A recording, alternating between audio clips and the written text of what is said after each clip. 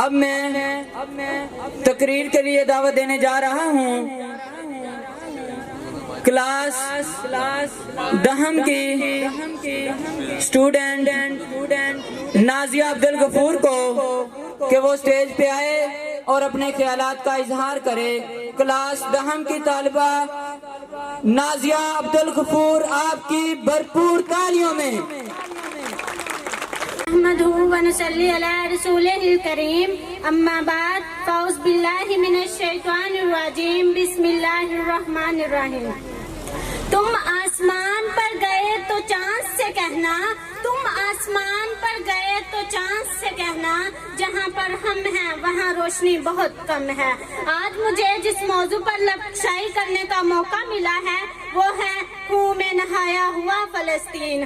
صدر والا اور معزز سامعین، مجھے بتائیے کہ وہ فلسطینی بچہ کیسے اور کیوں کر جیے کہ جس کا سارا خاندان فقط ایک حملے میں شہید کر دیا گیا ہو؟ وہ ماں کیسے اور کیوں کر جیے کہ جس کا لگتے جگر اس کے سامنے عہدہ کیا جائے؟ وہ بچی کیسے اور کیوں کر جیے کہ جو ڈاکٹر بننے کے خواب دیکھتی رہی مگر اس کے گھر، اس کے اسکول، اس کے خاندان سمیت اس کے تمام خواب بھی ریزہ ریزہ ہو گئے۔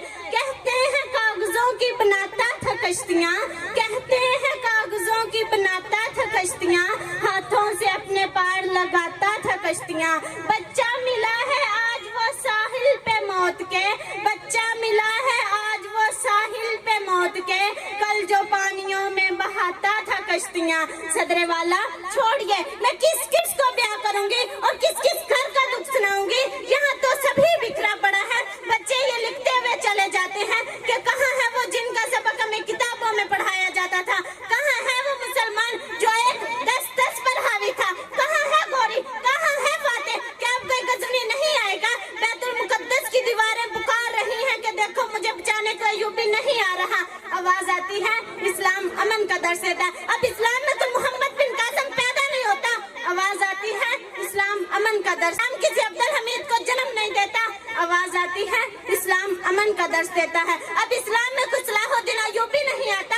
آواز آتی ہے اسلام امن کا درس دیتا ہے، اب اسلام میں کوئی طارق بن زید سر پر کشتیاں نہیں چلاتا۔ افسوس کے سامنے اسلامی ملک پر ایسا وقت بھی آنا تھا کہ غیرت کا جنازہ اٹھ چکا ہے اور کوئی پکارو صلاح الدین ایوبی کو کہ ایوبی اٹھ قبر سے، حال دیکھ اپنی مسجد اقصیٰ کا، ایوبی اٹھ قبر سے، اسلام کی بیٹیاں تجھے پکار رہی ہیں۔ تلواریں بیچ کر مسلح خرید لیے تم نے، تلواریں بیچ کر مسلح خرید لیے تم نے، بیٹیاں لٹتی رہی اور تم دعائیں کرتے رہے۔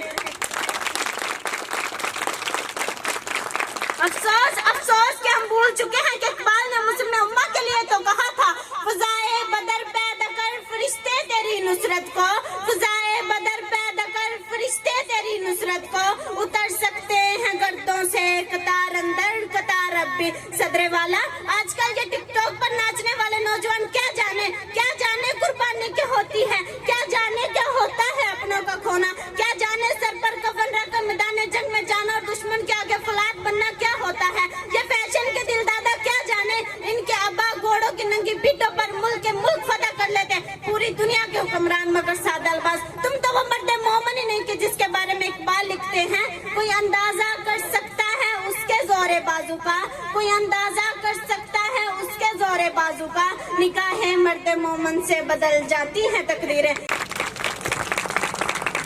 صدر والا میرا آج اس مجمع سے سوال ہے کہ آج تک ہم نے فلسطینیوں کے لیے نعرے لگانے اور اظہار افسوس کرنے کے علاوہ کیا ہم نے اسرائیل کو بائیکاٹ کر دیا کیا؟ کہ اسرائیلی کمپنیوں کی چیزیں ابھی تک ہمارے گھروں میں آتی ہیں؟ آپ باقیوں کو چھوڑیں، آپ اپنا بتائیں کہ آپ کا ضمیر گوارا کرتا ہے کہ آپ کے دیوں کے پیسوں سے ان معصوم فلسطینیوں کے لیے بم و بارود خریدے جائیں، ان کی لاشیں گرائی جائیں؟ کل کو نبی صلی اللہ علیہ وسلم جو ساری زندگی ہمارے لیے روتے رہے کس منہ سے جائیں گے؟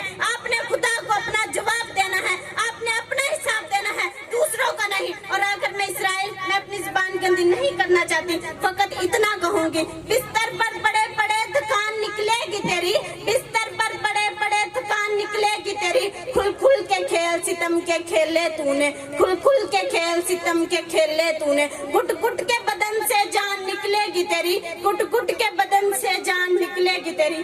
آپ کی ان سماعتوں کا بے حد شکریہ۔